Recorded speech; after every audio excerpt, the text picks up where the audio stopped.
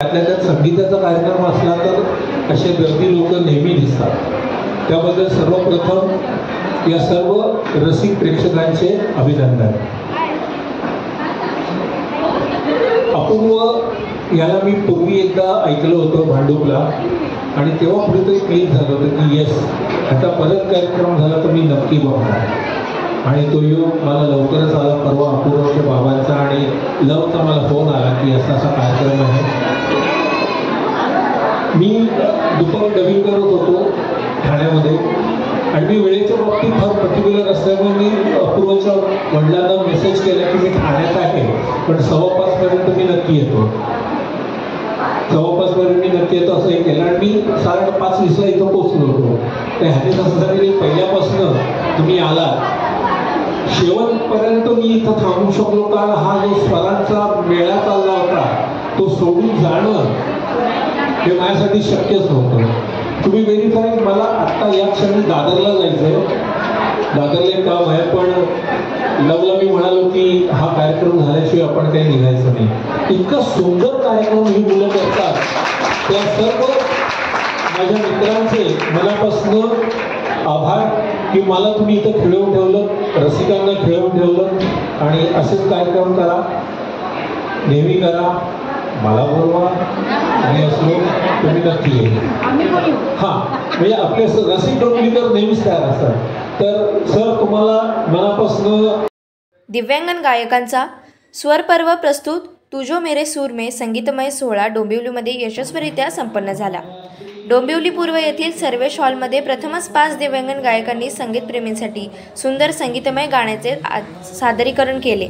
ही सर्व दिव्यांगन गायक अतिशय सुंदर आवाजात गातात हे पाहून चांगल्या गायकांनाही त्यांचा हेवा वाटेल हे नक्कीच।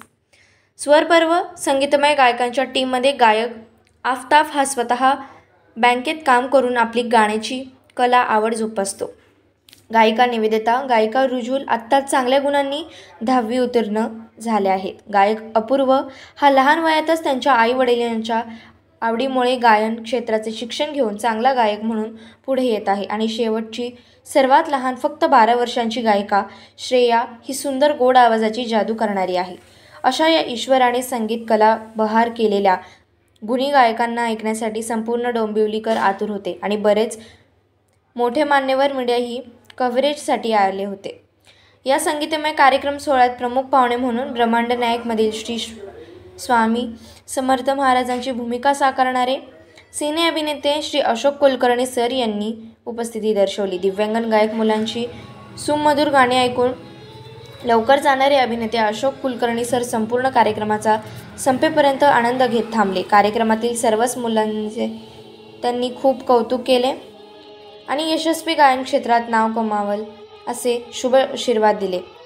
संगीतमय कार्यक्रमाचे आयोजन डोंबिवलीकर श्री महेश महाजन, मिताली महाजन यांनी उत्तमरित्या पार पाडले। महेश महाजन हे स्वतः गायक असून त्यांनी त्यांच्या दिव्यांगन मुलगा अपूर्व याने संगीत क्षेत्रात खूप मोठं व्हावं ही त्यांची इच्छा होती। म्हणूनच त्यांनी व त्यांच्या पत्नी मिताली यांनी अपूर्वला खूप सुंदर गायन शिक्षण देऊन चांगला गायक केलं आहे। त्यांच्या प्रेरणेतून स्वरपर्व ही संगीतमय सोहळ्याची कल्पना साकार झाली आणि त्यांनी कराओके ग्रुपचे अनूप व मनाली यांनीही बरंच सहकार्य केले। संपूर्ण कार्यक्रमात रसिक प्रेक्षकांसाठी सुंदर अशी मराठी हिंदी सुरेल गाण्याची मेजवानी होती।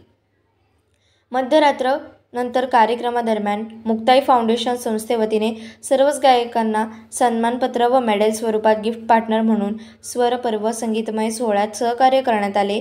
सन्माननीय सिने अभिनेते श्री अशोक कुलकर्णी सर व मुक्ताई फाउंडेशन अध्यक्ष श्री लव क्षीरसागर यांच्या हस्ते सर्वांचा सन्मान करण्यात आला।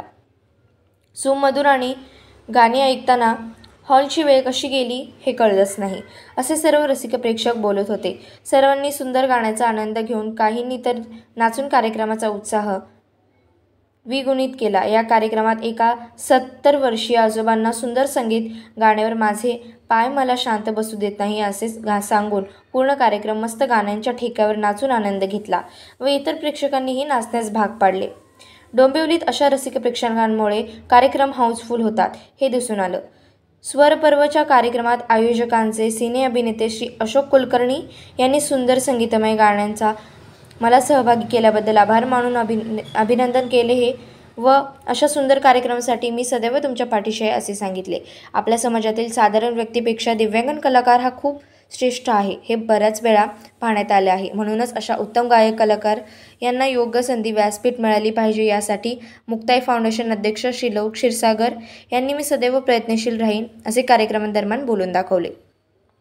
स्वर पर्वमधील गायक मुलांना यश मिळावे आणि संपूर्ण समाजाला चांगल्या गायकांना ऐकण्याची संधी मिळावी यासाठी प्रसिद्धी प्रसार करू असे डिजिटल आणि प्रिंट मीडिया आलेल्या पत्रकार टीमने सांगितले.